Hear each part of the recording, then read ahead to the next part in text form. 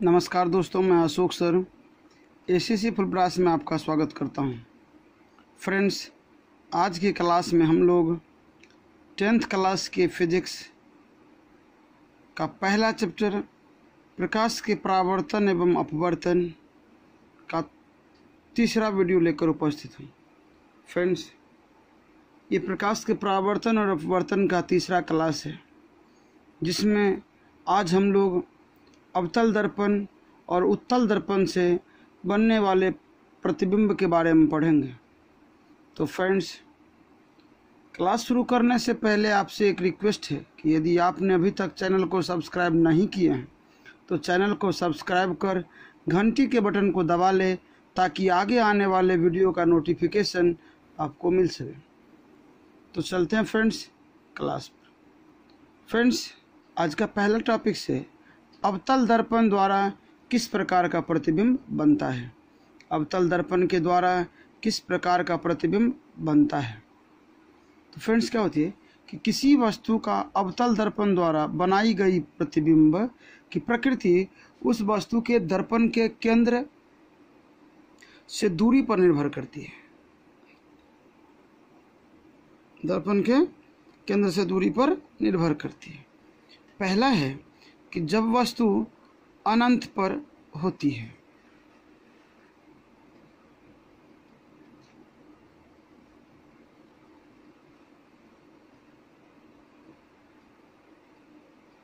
पहला है कि जब वस्तु अनंत पर होती है।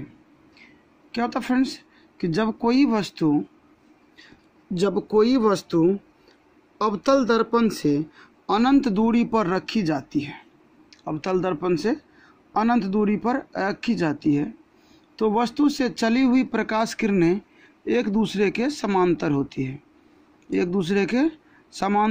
है, जिसमें से एक दर्पण के ध्रुव P पर आपतित होती है, परंतु दूसरी किरण दर्पण के वक्रता केंद्र C से गुजरती है।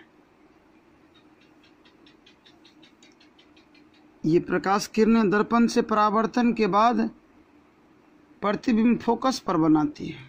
क्या होती फ्रेंड्स, ये जो समांतर किरणें हैं ये अनंत पर रखी वस्तु से आ रही है, और पहली किरण दर्पण के ध्रुव पर आपतित हो रही है और दूसरी किरण वक्रता केंद्र से होकर गुजर रही है, और दोनों का जो कटान बिंदु है वह F पर ये एक प्रतिबिंब बनाती है, F पर ये प्रतिबिंब बन रही है।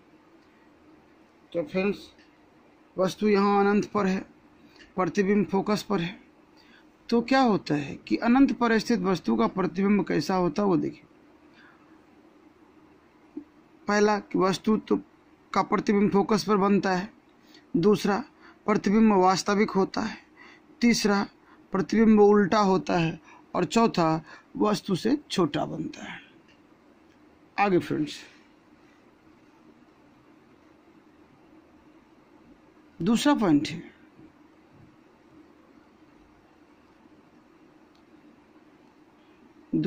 है कि जब वस्तु अनंत और वक्रता केंद्र के बीच रखी जाती है, जब वस्तु अनंत और वक्रता केंद्र के बीच रखी जाती है।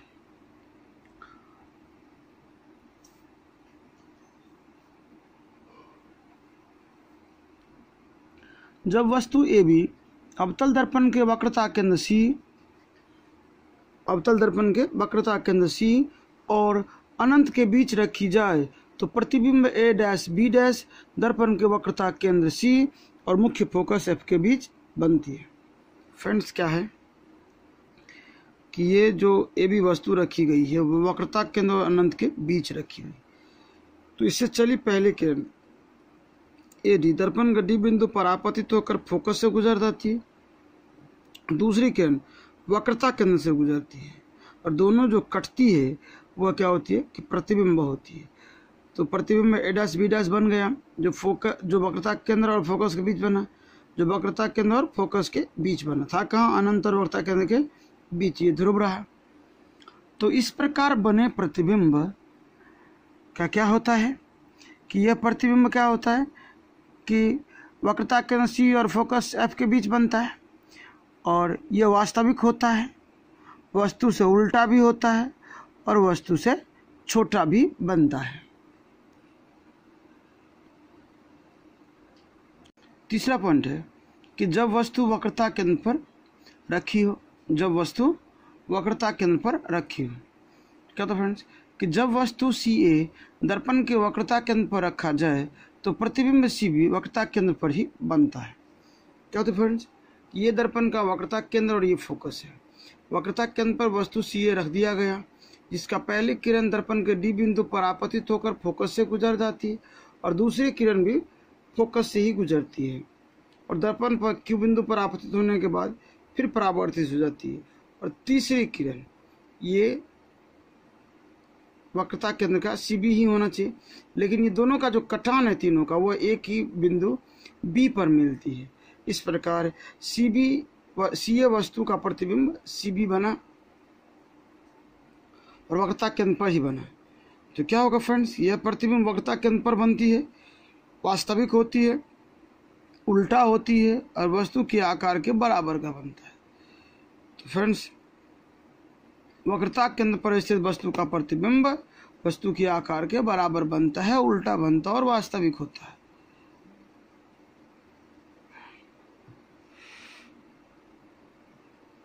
अगला है कि जब वस्तु दर्पण के वक्रता केंद्र और फोकस के बीच रखी जाए, जब वस्तु वक्रता केंद्र और फोकस के बीच रखी जाए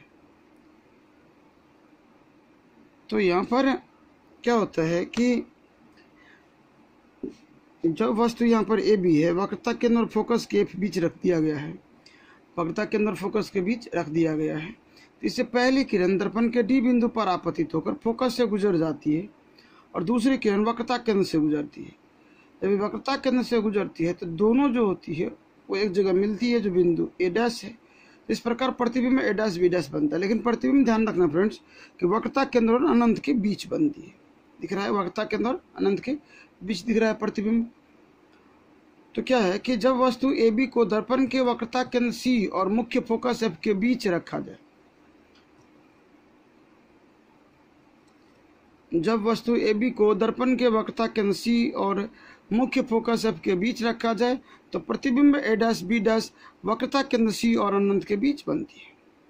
क्या होती है फ्रेंड्स कि इस प्रतिबिंब कैसा होता है, तो C और अनंत के बीच बनता है, वास्तविक होता है, उल्टा होता है और वस्तु से बड़ा बनता है।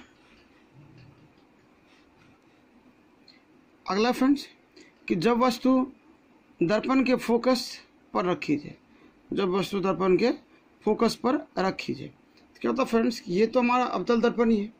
हमने वस्तु को AB को फोकस पर रख दिया, पहली किरण दर्पण के D बिंदु से परावर्तित होती है और फोकस से होकर परावर्तित होती है, दूसरी वक्रता केंद्र से परावर्तित होती निकलती है। तो फ्रेंड्स ये कहीं ना कहीं दूर जाके कटेगा, ये आसपास कटने का चांस नहीं है, कहीं ना कहीं जाके दूर कटेगा। तो इसका अर्थ है कि वस्तु से कई गुना बड़ा प्रतिबिंब बन जाएगा।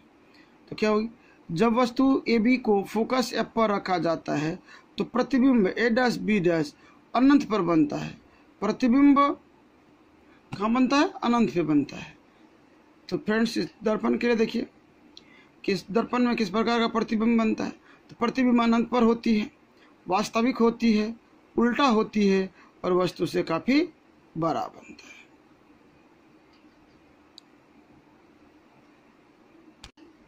अगला है कि जब वस्तु दर्पण के फोकस और ध्रुव के बीच स्थित हो, जब वस्तु फोकस और ध्रुव के बीच स्थित हो। क्या होती है फ्रेंड्स, यहाँ जो वस्तु है ये फोकस और ध्रुव के बीच में रखी हुई है भी। तो वस्तु से चली पहली किरण D पर आपतित होने के बाद फोकस से गुजर जाती है और दूसरी किरण वक्रता केंद्र से। लेकिन आगे देखिए फ्रेंड्स ये फैलाव बढ़ रहा है, इसका अर्थ है कि इसे पीछे की ओर बढ़ाने पर कहीं ना कहीं जाके मिलेगा। तो ये मिल गया A', B' पर।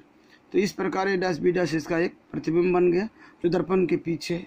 दर्पण के पीछे हमेशा काल्पनिक होता है, लेकिन वह सीधा भी है और वस्तु से बड़ा है।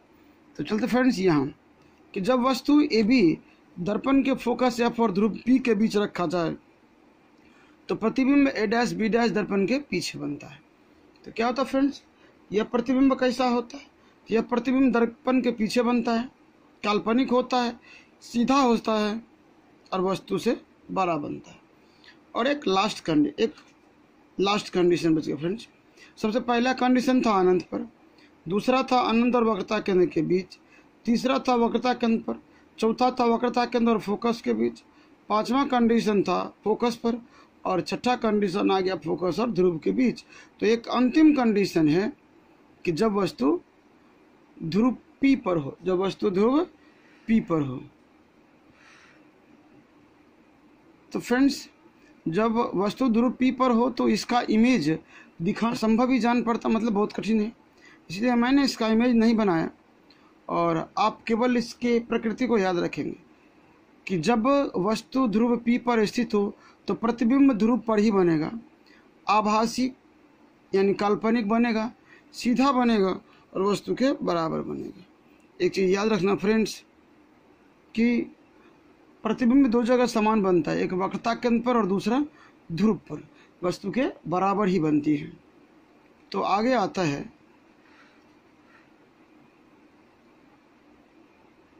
उत्तल दर्पण द्वारा विभिन्न प्रकार के प्रतिबिंब का निर्माण। उत्तल दर्पण द्वारा किस प्रकार के प्रतिबिंब का निर्माण होता है? उत्तल दर्पण में केवल काल्पनिक प्रतिबिंब ही बनता है और यह प्रतिबिंब सीधा तथा वस्तु से छोटा ही होता है। फ्रेंड्स, ध्यान रखना है कि उत्तल दर्पण में हमेशा काल्पनिक प्रतिबिंब बनता है और सीधा भी बनता है और यह हमेशा वस्तु से छोटा ही रहता है। तो चलते फ्रेंड्स, पहला कंडीशन है कि जब वस्तु अनंत पर स्थित हो। क्या होती है फ्रेंड्स? जब वस्तु अनंत पर स्थित होती है तो समांतर किरणें निकलती।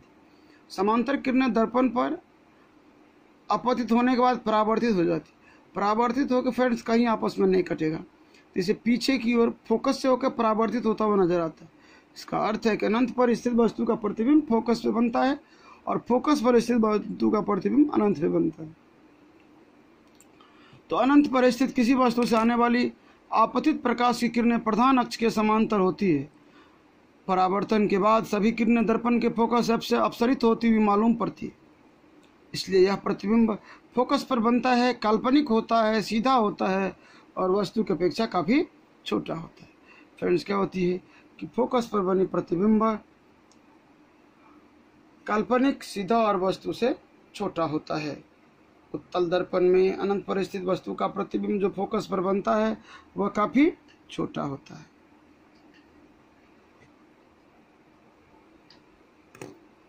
चलते फ्रेंड्स आगे। जब वस्तु अनंत और ध्रुव के बीच बनता हो, जब वस्तु अनंत और ध्रुव के बीच स्थित हो तब उसका प्रतिबिंब फ्रेंड्स ये जानते हैं कि फोकस और ध्रुव के बीच बनेगा। ये ध्रुव हो गया P। क्या होती है फ्रेंड्स कि जब वस्तु AB, यहाँ वस्तु AB है, ये अनंत और ध्रुव के बीच है। इससे चली पहली किरण दर्पण पर आपतित होती है दर्पण के D बिंदु पर और फोकस से अपसरित होती हुई मालूम पड़ती है। दूसरी किरण वक्रता केंद्र से आती हुई प्रतीत होती है और दोनों का कटान जो है काल्पनिक, वो कहाँ है? B' पर है।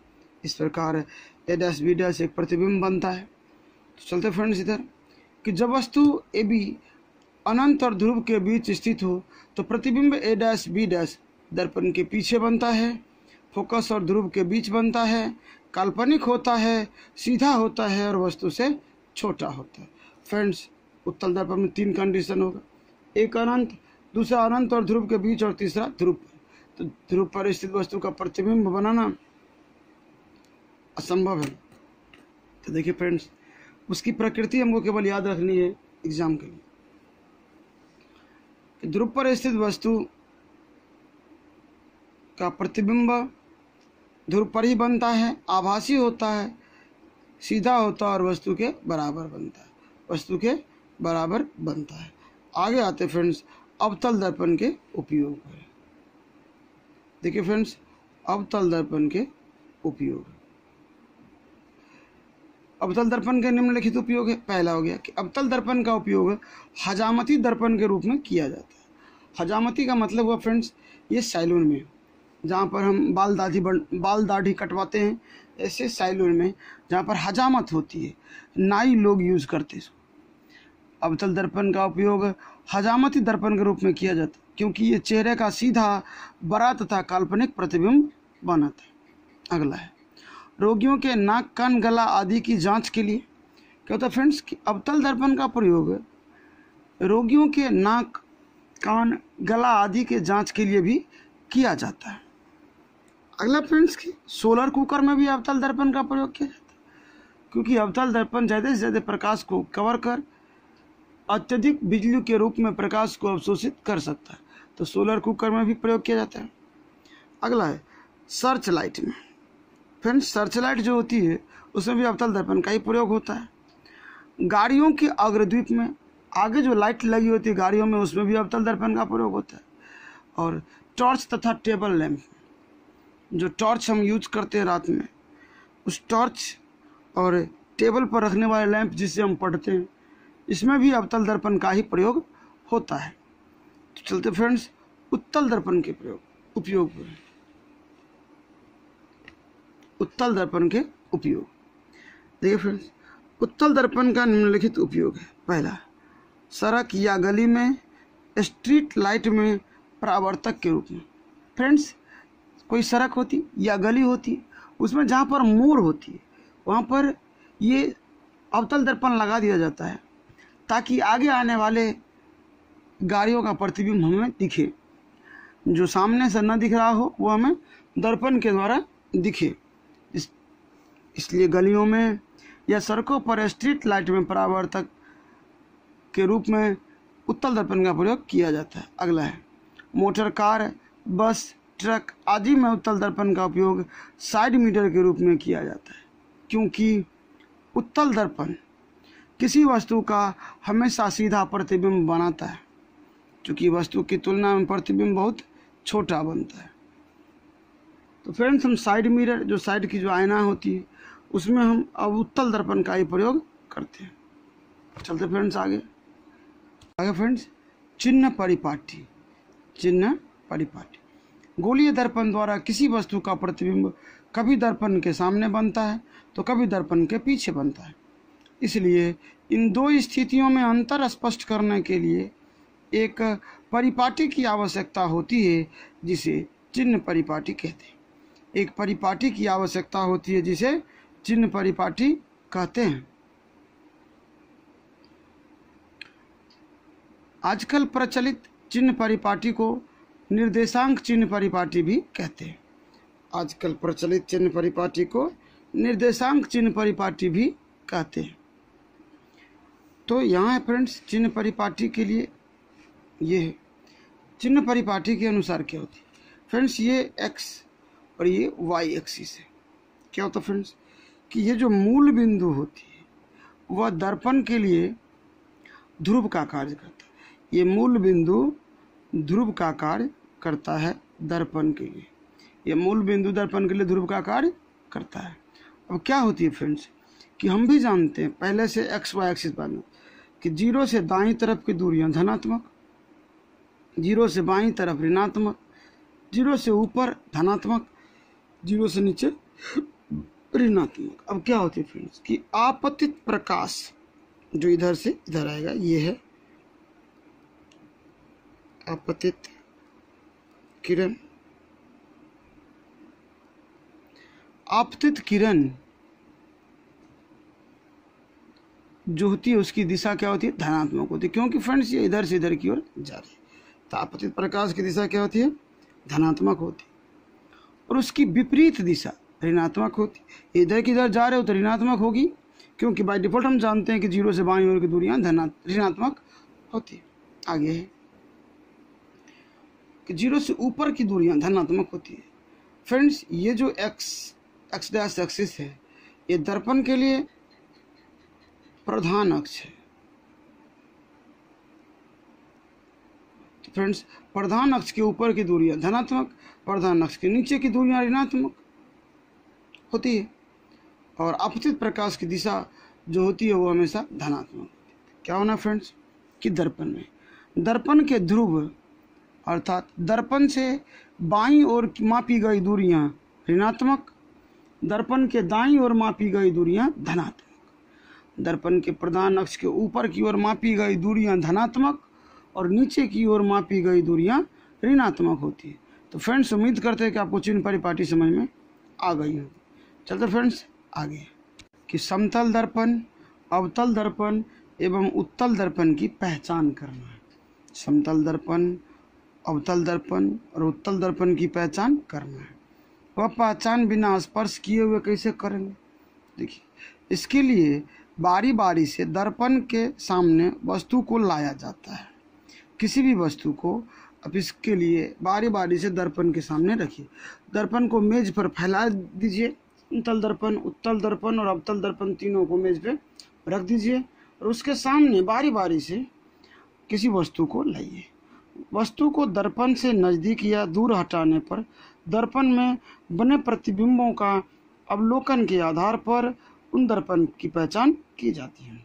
क्या होता है फ्रेंड्स कि अब वस्तु को जैसे ही दर्पण के नज़दीक लाएंगे, दर्पण से दूर लाएंगे, उसके अवलोकन के आधार पर दर्पण की पहचान हो जाएगी। पहला पॉइंट देखिए, यदि दर्पण में बना प्रतिबिंब हमेशा वस्तु के आकार के बराबर हो तो वह दर्पण समतल दर्पण होगा। सर, दूर ले जाए दर्पण के दूर ले जाए वस्तु को या दर्पण के नज़दीक लाए, प्रतिबिंब हमेशा समान बनता हो तो वह समतल दर्पण कहलाता है। अगला है कि यदि वस्तु को दर्पण के सामने रखने पर सीधा और बड़ा प्रतिबिंब बनता है तो वह अवतल दर्पण होगा। तीसरा, यदि दर्पण में बना प्रतिबिंब हमेशा सीधा तथा वस्तु के आकार से छोटा बने, यदि दर्पण से बना प्रतिबिंब हमेशा सीधा तथा वस्तु के आकार से छोटा बने तो वह उत्तल दर्पण होगा। तो ये पहचान बहुत ज़रूरी थी। चलते फ्रेंड्स आगे फ्रेंड्स कि दर्पणों को स्पर्श करके ये बताना है कि कौन सा समतल, कौन सा अवतल, कौन सा उत्तल है। तो क्या होता है फ्रेंड्स कि सारे दर्पण को मेज पर रख दीजिए। मेज पर रखे दर्पण के परावर्तक सतह छूने पर यदि उसकी परावर्तक सतह समतल होती है तो वह दर्पण समतल होगा। यदि उसकी परावर्तक सतह धसी रहती है तो वह अवतल दर्पण होगा। और यदि परावर्तक सतह उठी हुई है या उभरी है तो वह उत्तल दर्पण होगा। फ्रेंड्स, ये पहचान बहुत आवश्यक है और बहुत ईजी भी। ये दर्पण के सामने ले जाने पर प्रतिबिंब छोटा बड़ा कैसा बनता है उसके हिसाब से दर्पण की पहचान हो जाती है बिना छुए हुए। और छू कर तो समतल है तो समतल, अवतल मतलब धसा हुआ है तो अवतल, और अगर उठा हुआ है तो वह उत्तल। परावर्तक सतह अगर उठा हुआ है तो उत्तल, परावर्तक सतह धसा हुआ है तो अवतल, और परावर्तक सतह समतल है तो वह समतल दर्पण कहलाता है। आगे चलिए, अवतल दर्पण एवं उत्तल दर्पण में अंतर है। तो एक तरफ फ्रेंड्स अवतल दर्पण लिखिए, दूसरी तरफ उत्तल दर्पण लिखिए। और फ्रेंड्स क्या होती है, पहला पॉइंट देखिए, अवतल दर्पण। अवतल दर्पण की परावर्तक सतह धसी होती है और उत्तल दर्पण की परावर्तक सतह उठी रहती है। अगला है कि अवतल दर्पण का फोकस वास्तविक होता है। अवतल दर्पण का फोकस वास्तविक होता है जबकि उत्तल दर्पण का फोकस काल्पनिक होता है। उत्तल दर्पण का फोकस काल्पनिक होता है। अगला तीसरा पॉइंट है कि अवतल दर्पण वास्तविक एवं काल्पनिक दोनों प्रकार के प्रतिबिंब बनाते हैं। अवतल दर्पण वास्तविक तथा काल्पनिक दोनों प्रकार के प्रतिबिंब बनाते हैं जबकि उत्तल दर्पण केवल काल्पनिक प्रतिबिंब ही बनाते हैं। उत्तल दर्पण केवल काल्पनिक प्रतिबिंब ही बनाते हैं। अगला पॉइंट हो कि अवतल दर्पण द्वारा बना प्रतिबिंब वस्तु से बड़ा या छोटा या बराबर होता है। अवतल दर्पण द्वारा बना प्रतिबिंब वस्तु से बड़ा या छोटा या बराबर होता है। आगे, उत्तल दर्पण द्वारा बना प्रतिबिंब वस्तु के आकार से छोटा होता है। उत्तल दर्पण द्वारा बना प्रतिबिंब वस्तु के आकार से छोटा होता है। और अगला है अवतल दर्पण में किसे अभिसारी दर्पण कहते हैं। इसे अभिसारी दर्पण कहते हैं। उत्तल दर्पण के लिए हो गया कि इसे अपसारी दर्पण कहते हैं। इसे अपसारी दर्पण कहते हैं।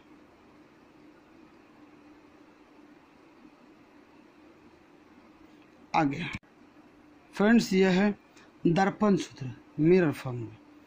दर्पण में वस्तु की दूरी u, प्रतिबिंब की दूरी v तथा फोकस दूरी f में संबंध स्थापित होता है जिसे दर्पण सूत्र कहते हैं।